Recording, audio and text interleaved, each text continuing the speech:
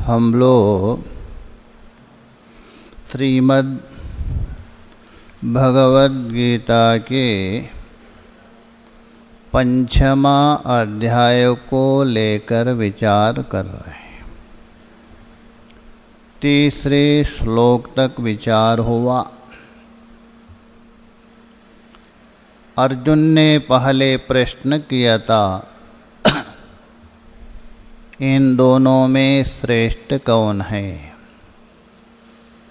अर्थात कर्म संन्यास और कर्म का अनुष्ठान करने वाले। तो भगवान ने उत्तर दिया, ये दोनों कल्याण कारक है, कल्याण के साधन करने वाले। किंतु ज्ञान रहित जो कर्म संन्यास है, अविवेक पूर्वक जो संन्यास है, उसके अपेक्षा ये जो निष्काम कर्म है, समत्व बुद्धि वाला योग है, कर्म योग, वो श्रेष्ठ है। और इस प्रकार जो कर्मयोग का अनुष्ठान करता है, आचरण करता है, पालन करता है, वो नित्य सन्यासी समझना। क्योंकि राग द्वेषादि से रहित हो जाता है और शीघ्रातिशीघ्र ये बंधन है, बंधन से भी मुक्त होता है। यहाँ तक हम लोगों ने विचार किया था। बीच में पूर्व पक्षी ने संशय प्रकट किया। तो संन्यास और जो कर्मयोग है, एक कालावच्छेदेना एक पुरुषेणा, एक समय में एक पुरुष के द्वारा अनुष्ठेय नहीं है, अर्थात भिन्न कर्तृक है। यदि ये दो भिन्न है तो उन दोनों का फल एक कैसा हो सकता है? फल भी भिन्न होना चाहिए। ये आक्षेप था पूर्व पक्षी का। भगवान ने उत्तर दिया श्लोक के द्वारा, भले ही दो अलग अलग है किंतु फल में कोई भेद नहीं है। श्लोक हुआ था भाष्य में, देखिए चौथे की भाष्य। सांख्य योगो पृथक, मूल में है ना, उसी का अर्थ कर रहे हैं। सांख्य का अर्थ कल किया था। संख्या मतलब सम्यक आत्मबुद्धि।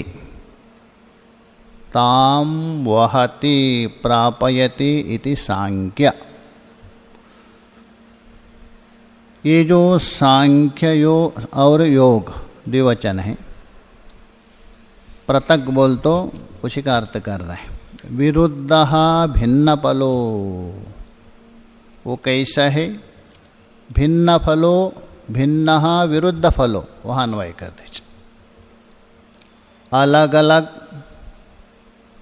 और विरुद्ध, जो अलग है वो विरुद्ध हो गई। भिन्न विरुद्ध फलो, कौन? ये सांख्य और योग, इन दोनों को एक तो पृथक पृथक और विरुद्ध फलदायक बतलाते हैं। कौन? बालः प्रवदन्ति।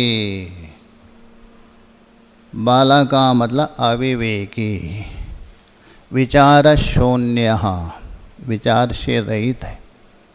वो कहता है इन दोनों का फल अलग अलग भी है और विरुद्ध मानते, क्योंकि ये दोनों विरुद्ध है इसलिए फल भी विरुद्ध है। प्रवदन्ति न पंडिता, किंतु जो पंडित है, विचारवान है, विवेकी है, वो नहीं कहता है। तो पंडिता का ही अर्थ कर रहे, देखिए आगे। पंडितः तु ज्ञानिनः एकं फलम अविरुद्धम इच्छन्ति। पंडिता मतलब ज्ञानी, अर्थात जो विवेकात्मक बुद्धि वाला, शास्त्र का जो ठीक ठीक से ज्ञान रखने वाला, ऐसा जो ज्ञानी पंडित जन तो एकम फलम, दोनों का फल एक है, फल भिन्न नहीं है। और वो भी कैसा है, अविरुद्ध भी है, विरोध नहीं है, फल भी एक है और विरुद्ध भी नहीं है। मार्ग तो भिन्न भिन्न हो सकता है, अनुष्ठान भिन्न भिन्न हो सकता है, किंतु फल एक और अविरुद्ध है। इच्छन्ति ही, ऐसा इच्छन्ति का पंडितः इच्छन्ति, अतः ज्ञानी, जो ज्ञानी है, पंडित लोग हैं, इस प्रकार इच्छन्ति बोल तो मन्यन्ते, ऐसा मानते। इच्छा करते अर्थ नहीं लेना, इच्छन्ति का बोल तो ऐसा मानते। कौन मानते हैं? पंडिता मन्यन्ते। कथम, किस प्रकार, तो बता रहे। एकमपि सांख्य योगयोः, वो किस प्रकार दोनों का फल एक है बता रहे। देखिए, एकमपि श्लोक में आया एकमपि, उसी का अर्थ कर रहे हैं सांख्य योगयो एकमपि, चाहे तो सांख्य हो अथवा योग हो, इन दोनों में से एक का भी, किंतु कैसा, सम्यग आस्थिता,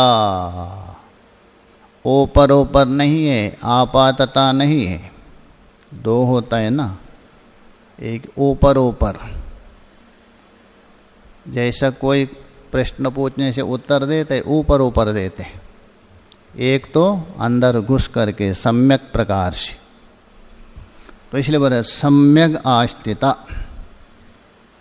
सम्यक बोल तो अच्छे प्रकार से, भले बांधती, तो इसको अर्थ कर रहे हैं सम्यक अनुष्ठितवान, अच्छे प्रकार से अनुष्ठान कर लेने वाला। कौन?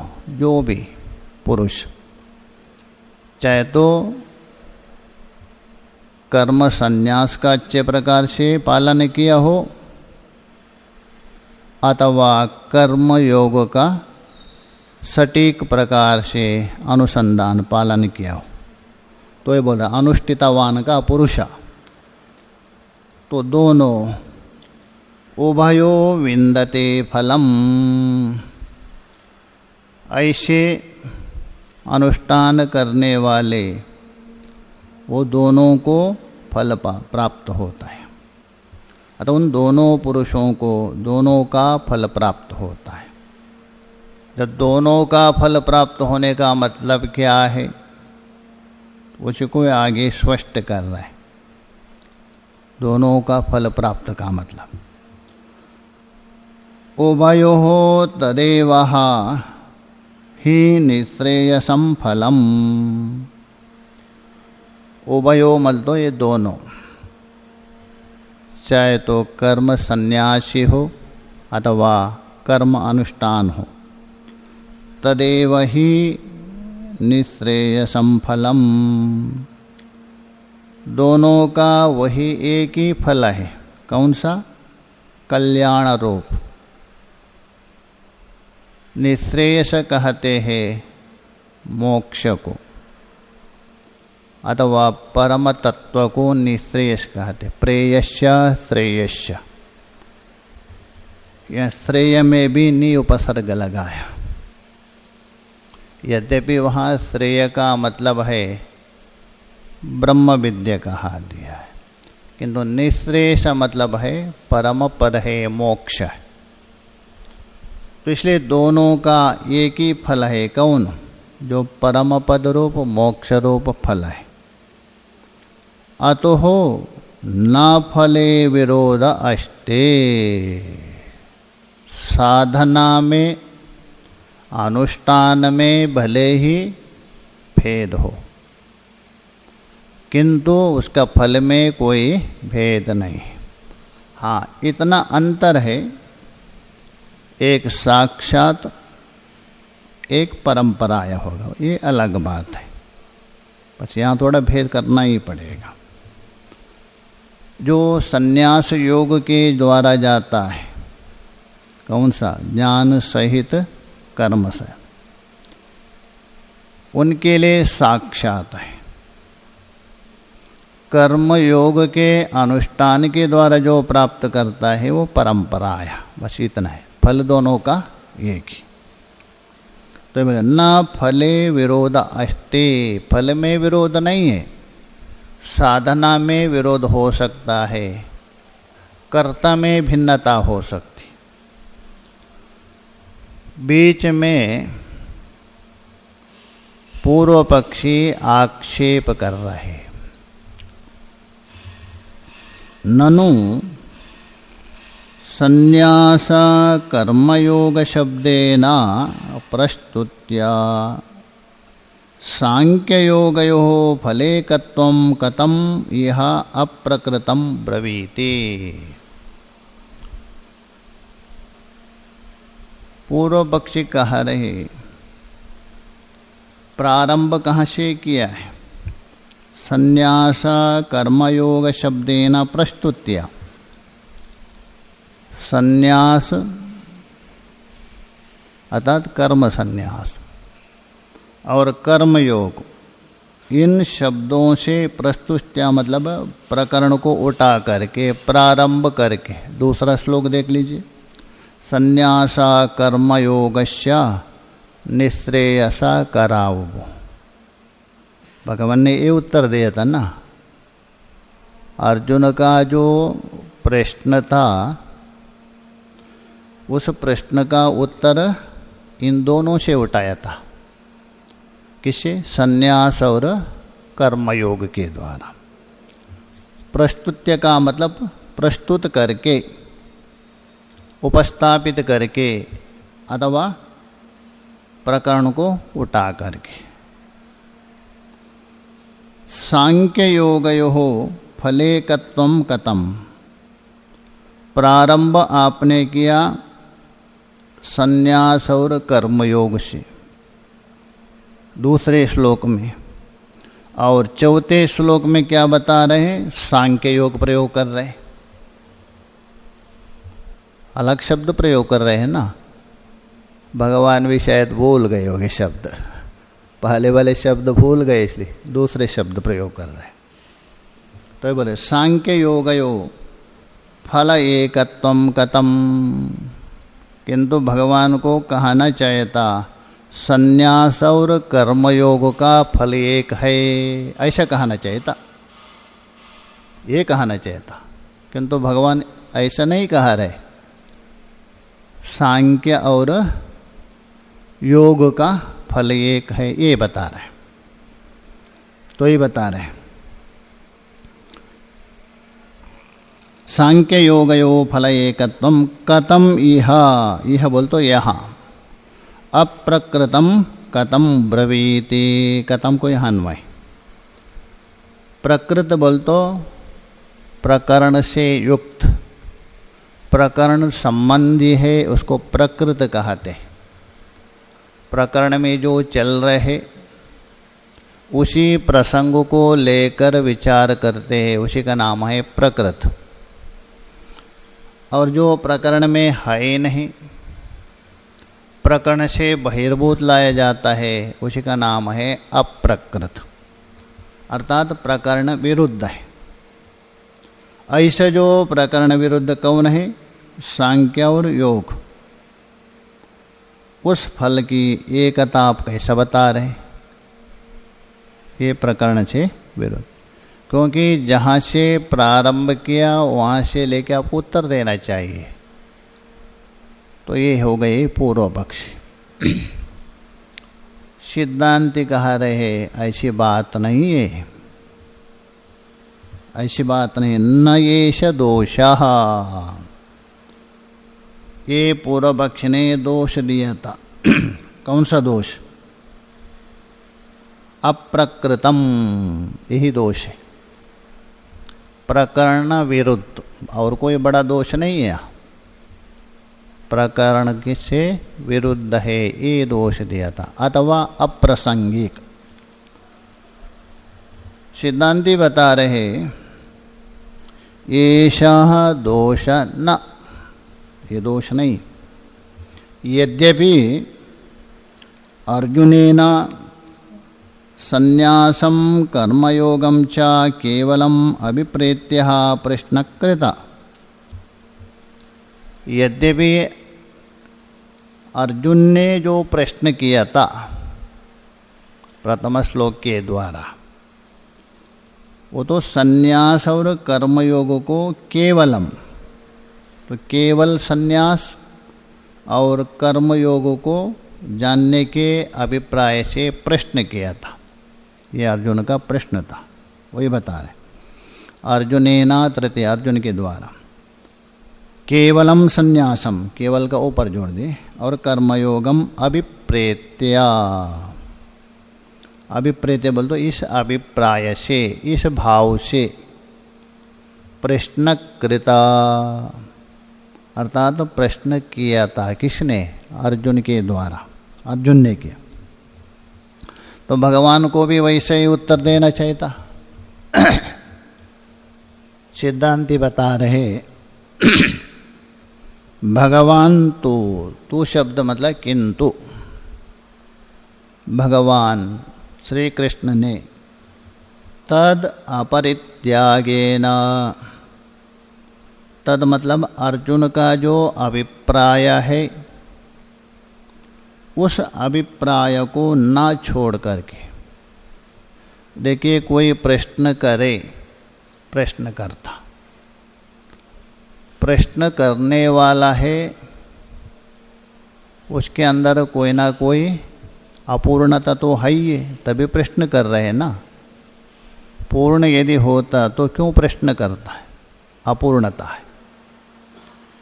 किंतु उत्तर देने वाला है, उसमें तो अपूर्णता है ही नहीं। अतः उत्तर देने वाला प्रश्नकर्ता का अभिप्राय को रखते हुए उससे अधिक भी बता सकता है। हाँ, प्रश्नकर्ता का अभिप्राय को छोड़ करके यदि आप उत्तर दे, वो अप्रासंगिक होगा। प्रश्नकर्ता का जो अभिप्राय है, भाव है, उसको रखते हुए उससे अधिक उत्तर देने से उसके अंदर का जो भी संशय है वो भी निवृत्त होगा। वो भी क्या है? निवृत्त हो जाएगा। जैसा उदाहरण के लिए किसी ने पूछा, शिष्य ने गुरुजी से, गुरुजी लिंग शरीर किसको कहते हैं? तो उन्होंने कहा 17 तत्वों से बनाया हुआ है ना, ये सूक्ष्म शरीर होता है। प्रश्न क्या किया था? लिंग शरीर किसको कहते हैं, कैसा बना है? गुरुजी ने उत्तर दिया जो 17 तत्वों से बना है वो सूक्ष्म शरीर है। हाँ, क्या विरोध है क्या? मतलब जो लिंग शरीर है वही सूक्ष्म शरीर है। अभी उसके अंदर यदि अधूरापन है वो भी ज्ञान हो सकता है। वैसे ही यहाँ भगवान भी यही उत्तर दे रहे हैं, बता। तो इसलिए बोल रहे तद अपरित्यागेन, मतलब उस अर्जुन का अभिप्राय को ना छोड़ते हुए, ना त्यागते हुए, एवं स्व अभिप्रेतम च विशेषम, और अपना जो अभिप्रेत है अर्थात अपना अभिप्राय है विशेष जोड़ करके, अर्जुन का अभिप्राय को रखते हुए और उत्तर देने वाले को जो जो कहना है उसका अभिप्राय को जोड़ करके, तो ये बता रहे विशेषम संयोज्य, जोड़ करके शब्दांतर वाच्यताया प्रतिवचनम। शब्दांतर है, जैसे लिंग शरीर का शब्दांतर क्या है? सूक्ष्म शरीर, उसका सूक्ष्म शरीर हो गया। वैसा ही शब्दांतरा वाच्यताया, अतः दूसरे शब्दों से उसका प्रतिवचनम उत्तरम ददो, उत्तर दिया भगवान ने। कौन है वो? सांख्य योगो। वहाँ था संन्यास कर्म योग था, उसी को ही शब्दांतर से क्या कहा? सांख्य और योग कहा। तो उसी को ही स्पष्ट कर रहे हैं। देखिए, तौ एवा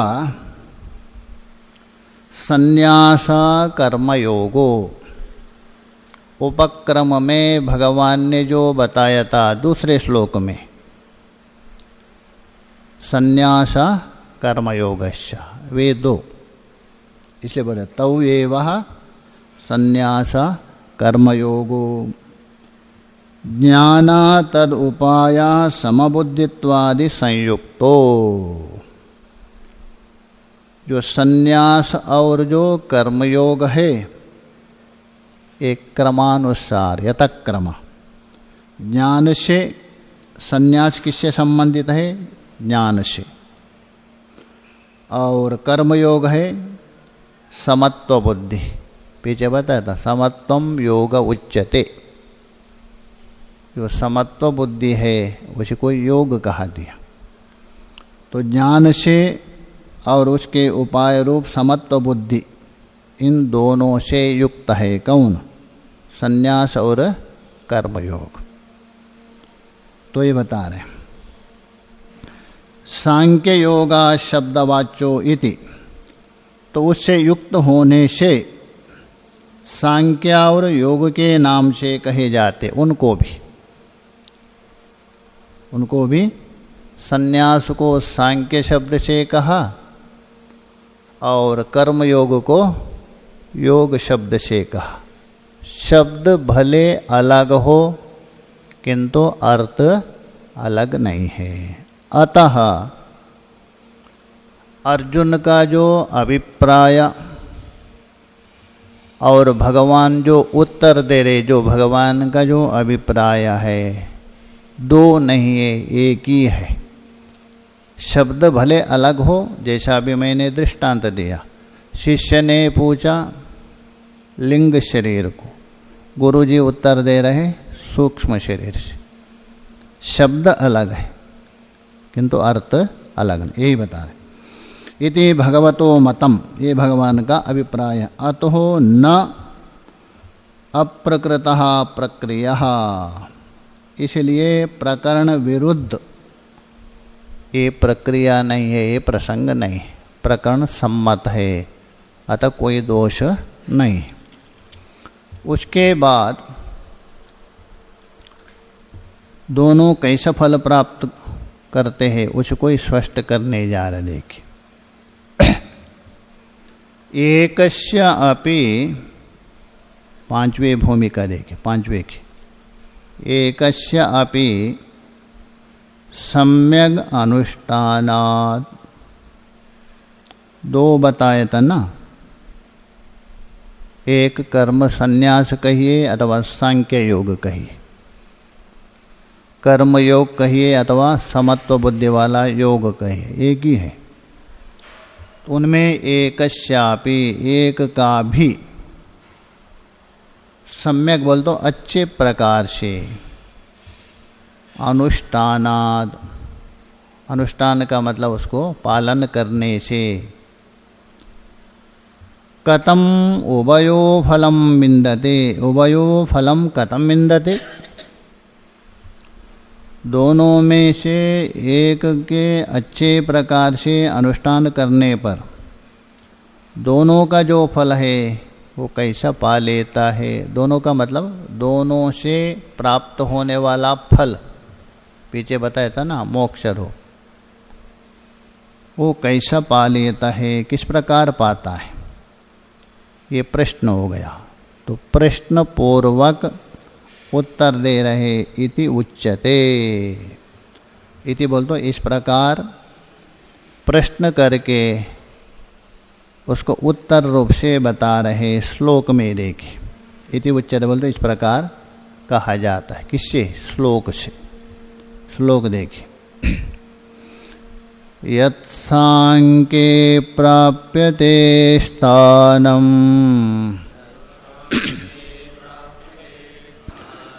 तद्योगैरपि गम्यते। एकं सांख्यं च योगं च यः पश्यति स पश्यति। यत् सांख्यै प्राप्यते। यत बोल तो सांख्य योगियों के द्वारा अर्थात ज्ञानानिष्ठ से युक्त होकर, अथवा उसको दूसरा शब्द बोल तो संन्यास योग कहिए। तो सांख्य का अर्थ क्या है? अन्यत्र श्रवणादि जनित ज्ञानानिष्ठ के द्वारा मोक्ष प्राप्त करने वाले है, उसको सांख्य कहते। श्रवणादि बोल तो श्रवण मननादि। तो श्रवण मननादि जनित ज्ञाननिष्ठ के द्वारा जो मोक्ष प्राप्त करने वाले हैं उसको बोलते सांख्य, अतः ज्ञाननिष्ठ।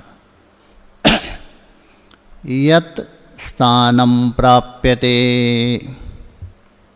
अर्थात जिस स्थान को, स्थानम बोल तो मोक्षाख्यम पदम, जिस पद को, मोक्ष पद को जो प्राप्त करते हैं, तद, तद बोल तो उसी स्थान को, उसी पद को, योगैरपि गम्यते। योगे बोल तो समत्व बुद्धि वाले, अथवा कर्म योगे निष्काम कर्म करने वाले, वो भी गम्यते बोल तो प्राप्यते। अर्थात जो ज्ञाननिष्ठ है, कर्म संन्यास के द्वारा जो मोक्ष को प्राप्त करते हैं, उसी मोक्ष को कर्म योगी भी अथवा समत्व बुद्धि वाला है वो भी प्राप्त करता है। एकम सांख्यम च योगम च, ये सांख्य और योग दो नहीं है। हाँ, सांख्यम योगम मतलब सांख्य और योग नहीं लेना, उसका फल लेना। सांख्य और योग तो अलग है ही है, अधिकारी भी अलग है, या लक्षण कर दीजिए। सांख्यम योगम च मतलब सांख्य योग का फल और कर्म योग का फल एकम, दोनों का फल एक है। कौन है? परम पद है, मोक्ष है। यह पश्यति ही, एक फल देखता है, दोनों का फल अलग नहीं है। ऐसा जो देखता है स पश्यति, अर्थात इस प्रकार देखने वाला वही पश्यति मतलब वही सम्यक पश्यति। सपश्यति मतलब इस प्रकार एक फल को देखने वाला है, सम्यक रूपेण पश्यति, वही ठीक ठीक से देखता है, दूसरे नहीं। भाष्य में देखिए, यत सांख्यै, उसी का अर्थ कर रहे ज्ञाननिष्ठै सन्यासिभिः। सांख्य के अर्थ कर रहे ज्ञानानिष्ठ युक्त सन्यासियों के द्वारा,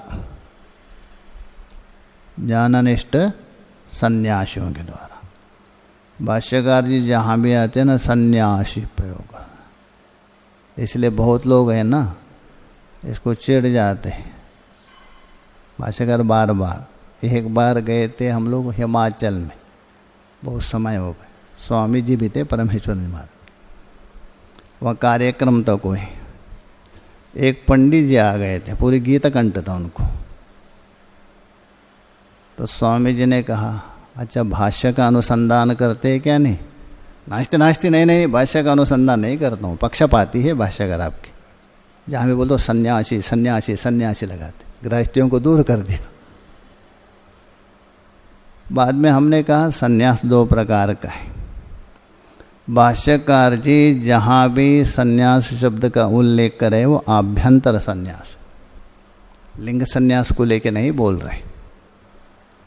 पुत्रेषणाश्च वित्तेषणाश्च लोकेषणाश्च युक्ताया भिक्षचर्यम चरन्ति, ऐषण त्रय जो त्याग किया है वो सन्यास बता रहा है।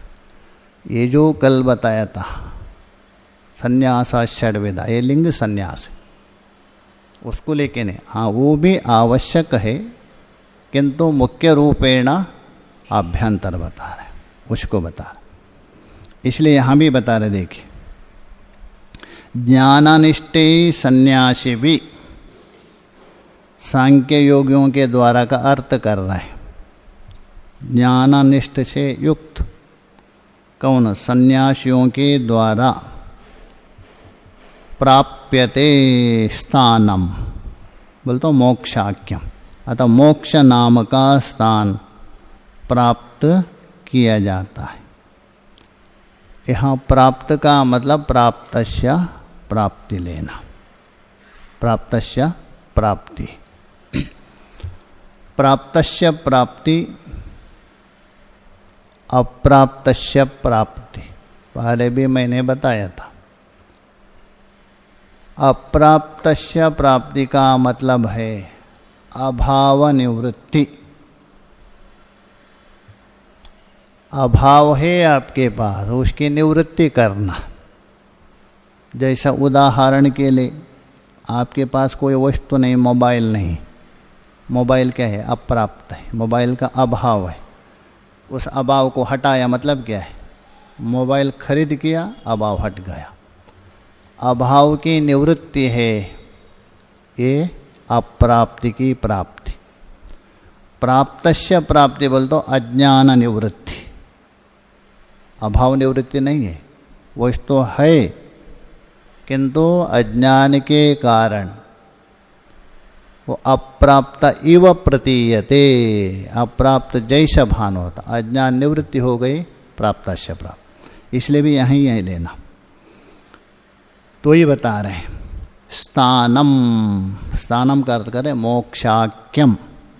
आख्य बोल तो संज्ञा, तो मोक्ष संज्ञक, मोक्ष नामक स्थान प्राप्त किया जाता है। किसके द्वारा?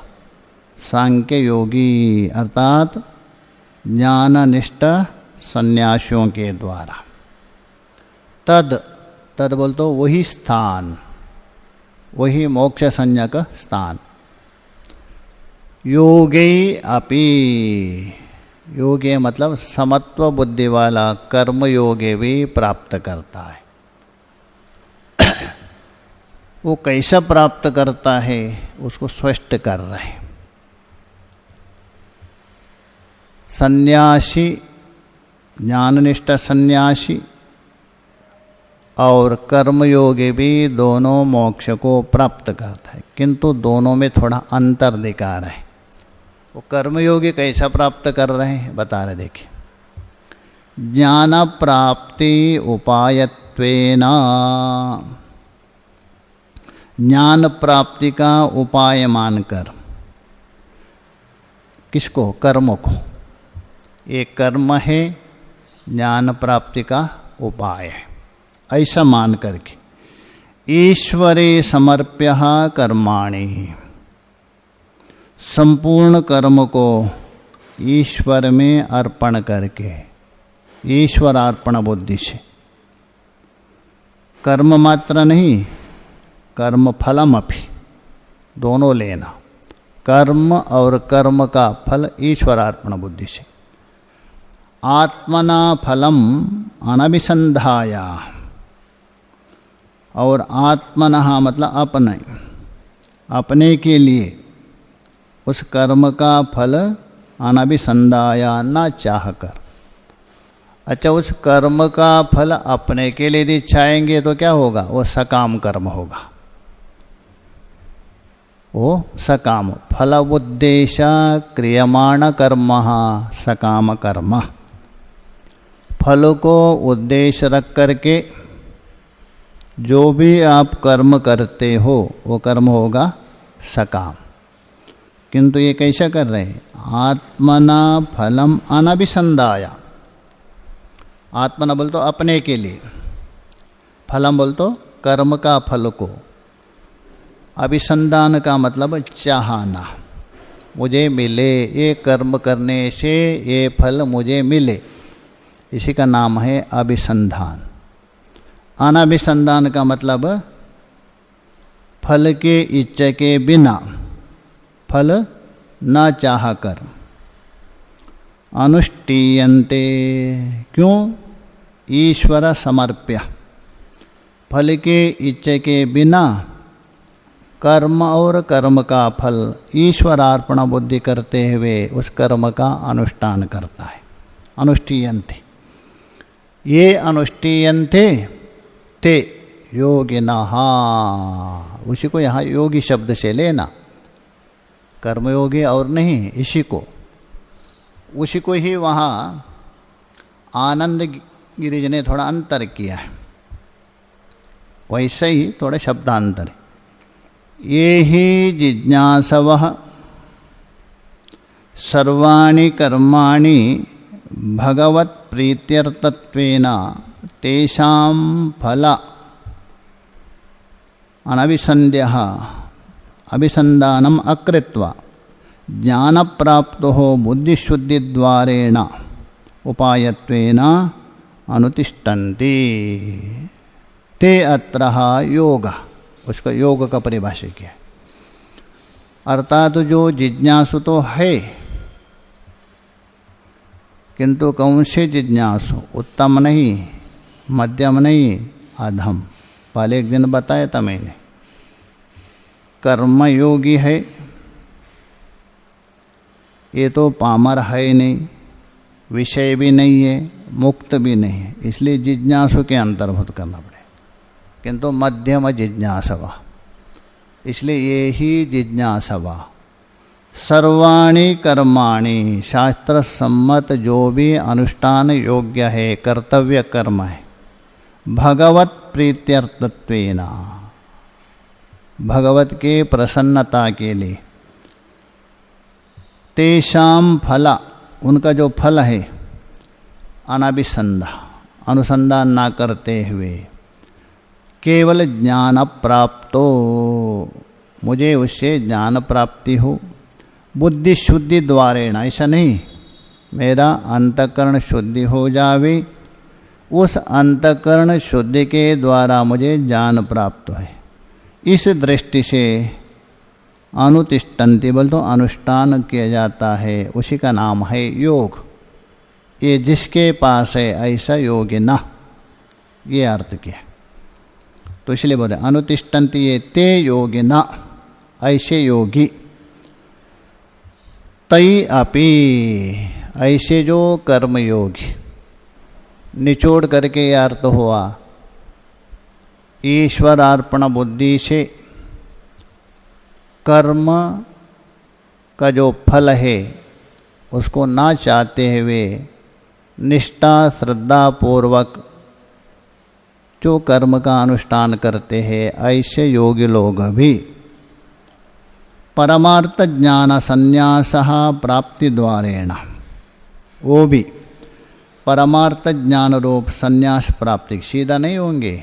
इस प्रकार करने से वे भी जो परमार्थ ज्ञान रूप संन्यास प्राप्ति के द्वारा मोक्ष का फल प्राप्त, इस प्रकार प्राप्त, कहने का मतलब परंपराया।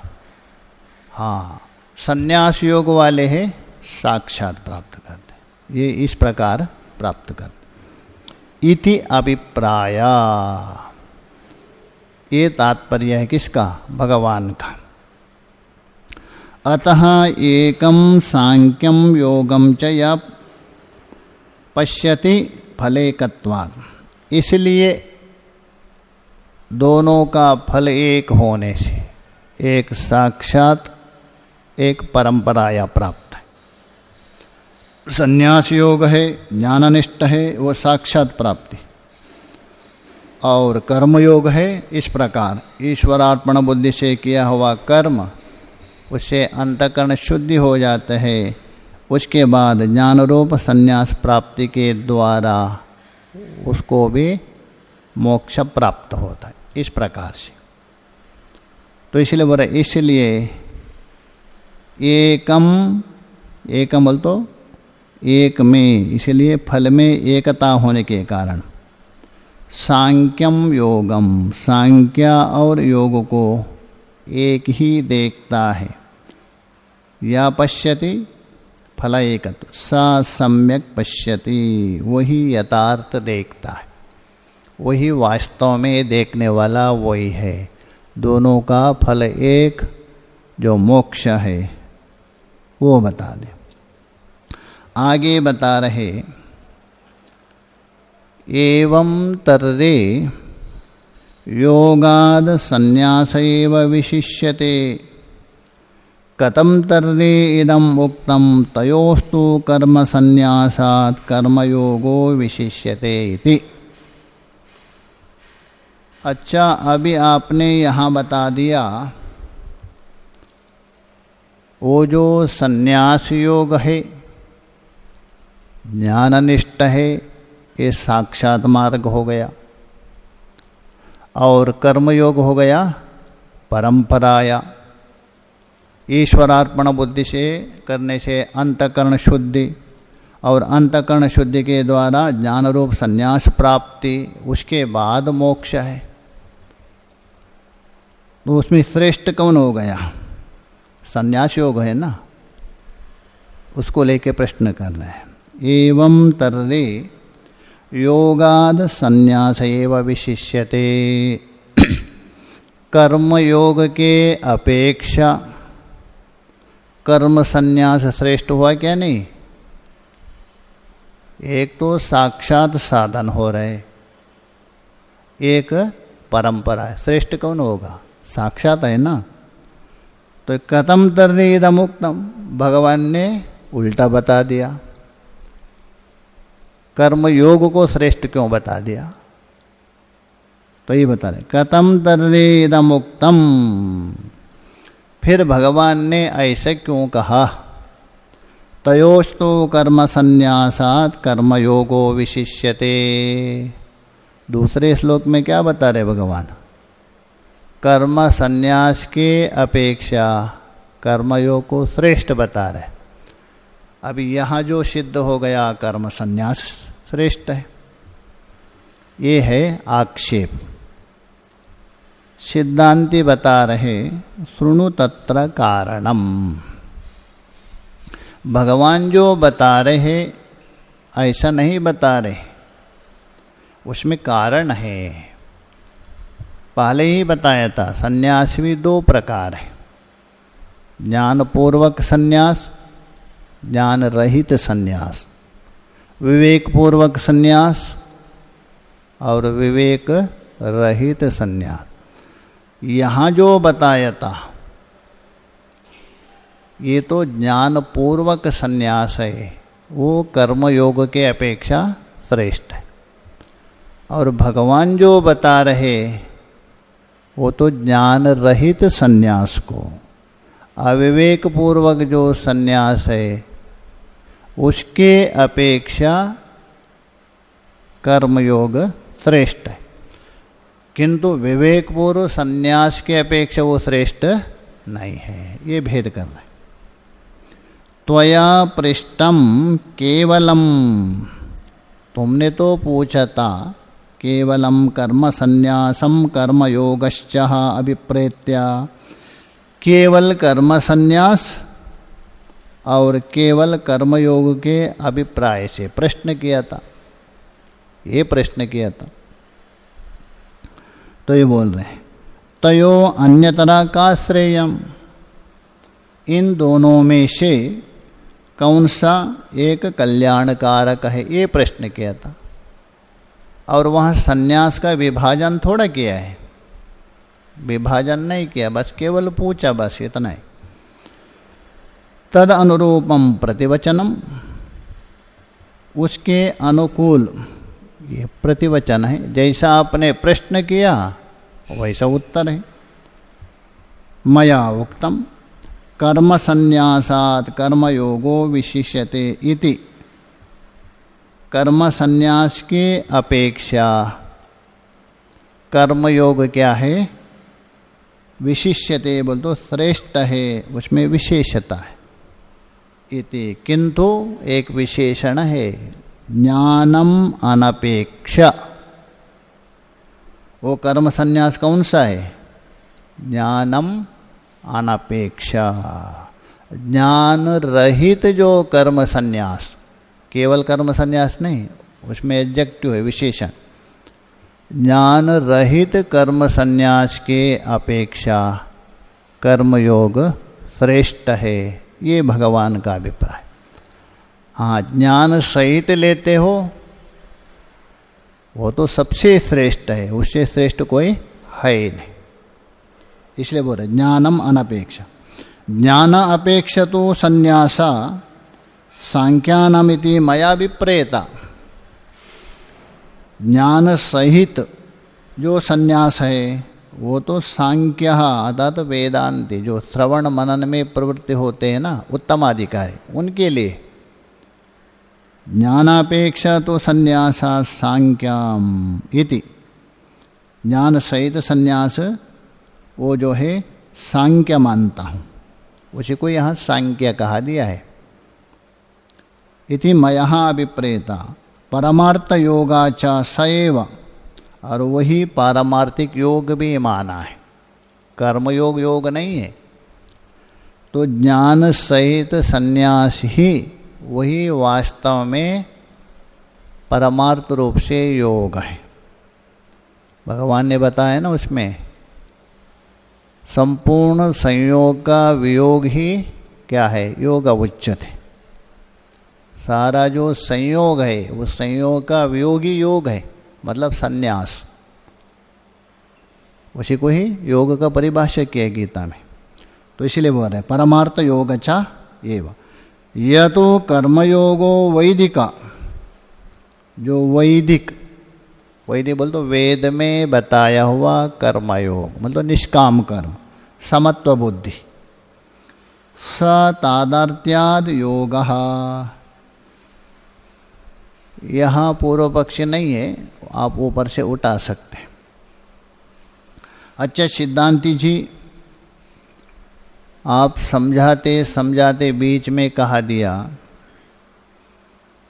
तो पारमार्थिक रूप से योग कौन है, जो ज्ञान सहित संन्यास है वही पारमार्थिक योग है, बाकी तो योग है ही नहीं।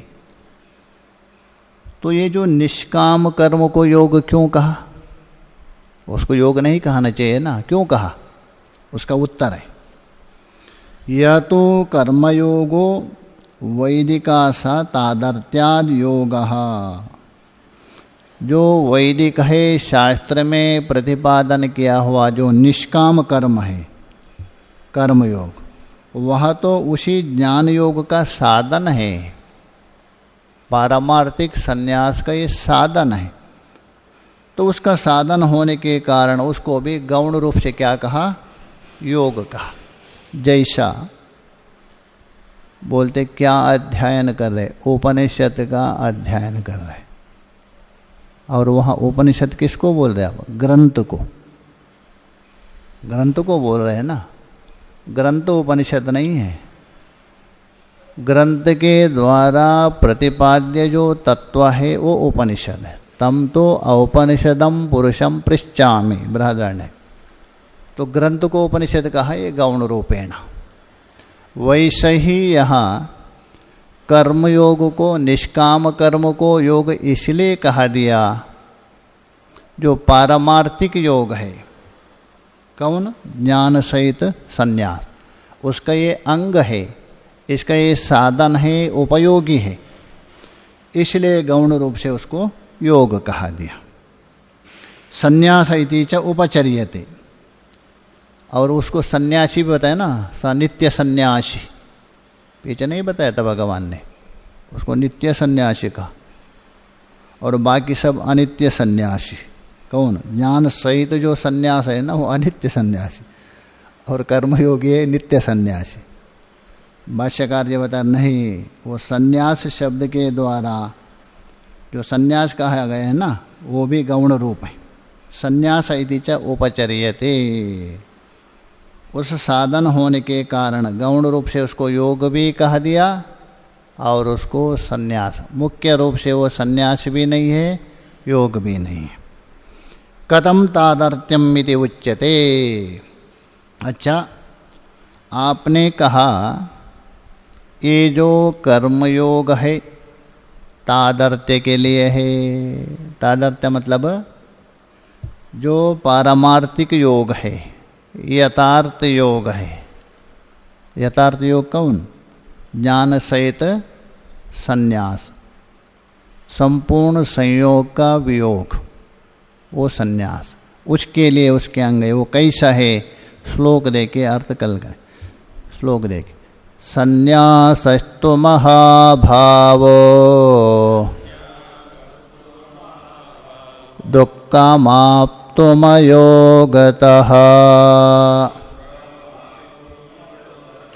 योगयुक्तो मुनिर्ब्रह्मा न चिरेणाधिगच्छति।